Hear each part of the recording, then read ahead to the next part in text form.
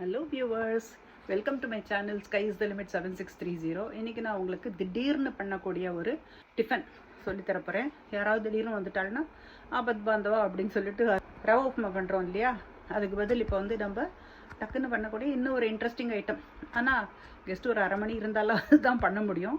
இல்லைன்னா உடச்சி கடலையை போட்டு பண்ணிக்கலாம். கெஸ்ட்டு வந்து ஒரு அரை மணி இல்லாமல் போயிடுவாள், அதுக்குள்ளேயும் ஊறின உடனே நம்ம தெளிவு பண்ணி கொடுத்தோன்னா அவள் சாப்பிட்டு தான் போவாள். அவ்வளோ டேஸ்டியாக இருக்கும் இந்த ஐட்டம். இப்போ நம்ம பண்ண போகிறது அரிசி மாவு அடை அப்படின்னு சொல்லுவாள், இல்லையா குழம்பு வடைன்னு சொல்லுவாள். அந்த காலத்தில் ஐயங்கார பாஷையில் குழம்பு வடை அப்படின்னு சொல்லுவாள். குழம்பு அடை பண்ணுறது எப்படின்னு பார்க்கலாம் வாங்கோ. நம்ம எடுத்துக்க வேண்டிய பொருட்கள்: அரிசி மாவு 2 டம்ளர், ஜலம் தேவையான அளவு. அரிசி மாவு அரைச்ச பதத்துக்கு ஏற்ற மாதிரி ஜலம் இழுக்கும். அதுக்கப்புறம் உப்பு, மிளகா, பெருங்காயம், மஞ்சப்பொடி. மஞ்சப்பொடி தெற்கத்தியா போட மாட்டா, வடக்கத்தியா போடுவா, அது உங்கள் கன்வீனியன்ஸு. அப்புறம் கடலைப்பருப்பு, உளுத்தம்பருப்பு ஊற வச்சு அரை மணி நேரம் 3/4 மணி ஊற வச்சு போட்டுக்கலாம். எண்ணெய் தட்டுறதுக்கும் யூஸ் ஆகும், அடையில் எண்ணெய் குத்தி தளிகு பண்ணுறதுக்கும் யூஸ் ஆகும். கருவேப்பிலை வாசனைக்கு, பெருங்காயம் வாசனைக்கு. கொஞ்சம் கருப்பு எள்ளு போட்டுட்டீங்கன்னா கலரும் இருக்கும், அங்கங்கே டாட் டாட்டாக. அது தவிர வாசனையாகவும் இருக்கும். வெள்ளை எள்ளு போட்டுட்டா கொஞ்சம் கலர் கம்மியாக இருக்கும், அந்த எள்ளு கலர் தெரியாது, ஆனால் வாசனை 2 எள்ளும் ஒரே மாதிரி இருக்கும். ஸோ இப்போ நம்ம அரிசி மாவு பண்ணலாம் வரீங்களா? முதல்ல நம்ம என்ன பண்ணலான்றத பாருங்க. சொன்ன மாதிரி அரிசி மாவு 2 கப்பு, உப்பு, மிளகா, பெருங்காயப்பொடி, மஞ்சப்பொடி, கருப்பு எள்ளு, உளுத்தம்பருப்பு, கடலைப்பருப்பு, அதை அரை மணி ஊற வச்சு இப்படி எடுத்துன்னு இருக்கேன். தவிர எண்ணெய், கருவேப்பிலை. ஓகேவா? இப்போ நம்ம இந்த மாவு எல்லாத்தையும் பிசைஞ்சுப்போம். அரிசி மாவு 2 கப்பு, அரிசி மாவு 2 கப்பு போட்டாச்சு.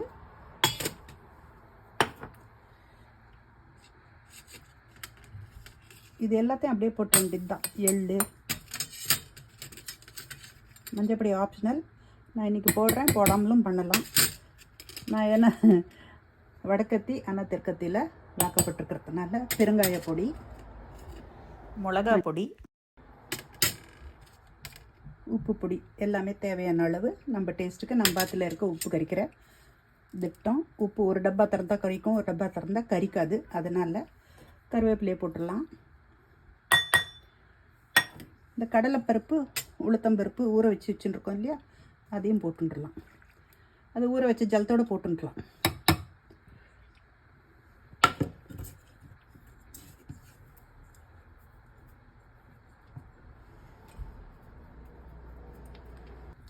ஆச்சு. எனக்கு எப்போயுமே நீட் அண்ட் க்ளீனாக இருக்கணும், அதனால் கொஞ்சமாக மாவு சிந்திருக்கு. அதை தொடச்சி எடுத்துடுறேன். ஸோ தட் நான் கொஞ்சம் நிம்மதியாக என் வேலையை மேல் கொண்டு பண்ணலாம். ஓகேவா? ஆச்சு. எல்லாம் ஓரம் கட்டியாச்சு. இந்த ஜலத்தை திட்டமாக குத்தி பிசைஞ்சிக்கலாம். இதில் கூட நீங்கள் எண்ணெய் வேணும்னா கொஞ்சம் குத்தி பிசைஞ்சிக்கலாம், குத்தாமல் இருந்தாலும் ஓகே. ஓகேவா? சாதாரணமாக பிசியணும், ரொம்ப இப்படி லூஸாக தான் பிடிக்கணும், டைட்டாக பிசியக்கூடாது. ரொட்டி மாவு பிசிகிற மாதிரி கொஞ்சம் தொலைன்னு இருந்தால் தான் நல்ல ஈஸியாக இருக்கும். ஓகேவா? ஒரு 1லேருந்து 1.5 டம்ளர் ஜலங்குத்தி பிசியணும். ஓகேவா? இந்த மாவை இப்படி பிசிஞ்சுண்டு கொஞ்சமாக எடுத்து, இதுதான் பதம். ஓகேவா? ஸோ இதை இப்போ அப்படியே உருட்டி நம்ம அரிசி மாவு தட்டலாம். ஓகேவா? இப்போ அடுப்பை ஆன் பண்ணிட்டு ஹையில் வச்சுட்டு இப்படி தண்ணி தெளித்து பார்த்தோம்னா கல் காஞ்சி கொடுத்தான்னு நம்மளுக்கு தெரியும். சவுண்டு வந்த உடனே நம்ம அடைய தட்டலாம். காஞ்சி கொடுத்துன்னு தெரியுது. அப்புறம் லோக்கு திருப்பிண்டு அதை படுத்து ஹைலேருந்து சிம்முக்கு ஆக்கின்றணும். ஆக்கிண்டு கல்லில் வச்சு கொஞ்சம் ஈரத்தை தொட்டுண்டு கையில் ஒட்டாமல்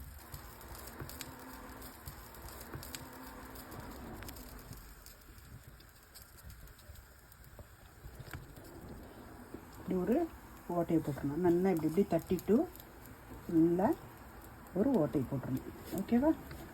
ஒரு கிண்ணியில் கொஞ்சம் ஜலத்து தொட்டு வச்சுட்டா கையை அப்பப்போ அலம்பின்றலாம். இப்படி அப்புறம் கீழே ஒரு டவல் வச்சுட்டோம்னா ஈஸியாக தொடச்சுட்டுலாம். அப்புறம் எண்ணெய் எடுத்து ஒரு ஸ்பூன்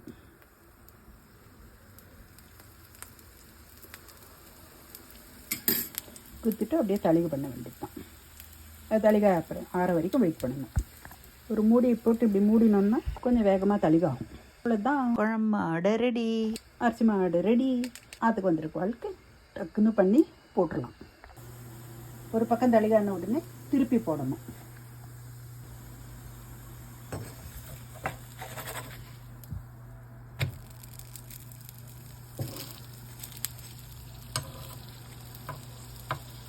போட்டு ஒரு மீடியம் தீயில் தளிகை பண்ணிங்கன்னா நல்லா சூப்பராக தளிகாகும்.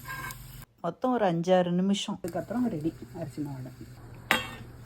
தீயை கொஞ்சம் பெருசும் சின்னதும் ஆல்டர் பண்ணிட்டு தளிகை பண்ணணும். இல்லாட்டா பெருசாகவே வச்சா காந்தி போயிடும், சின்னதாகவே வச்சா கல்லரில் பட்டு போயிடும். அதனால் நம்ம தீயை மட்டும் பெருசும் சின்னதும் ஆக்கிக்கணும். இந்த மாதிரி வெள்ளை விளையர்னு டிரான்ஸ்லிசண்ட்டாக இருக்க அடை இப்படி டிரான்ஸ்பெரண்ட்டாக மாறுற வரைக்கும் தளிகை பண்ணணும். அதுதான் நம்மளுக்கு தளிகை எடுத்துக்கிறதுக்கு அடையாளம். ஓகேவா? குழம்பு அடை ரெடி. அவ்வளோதான்.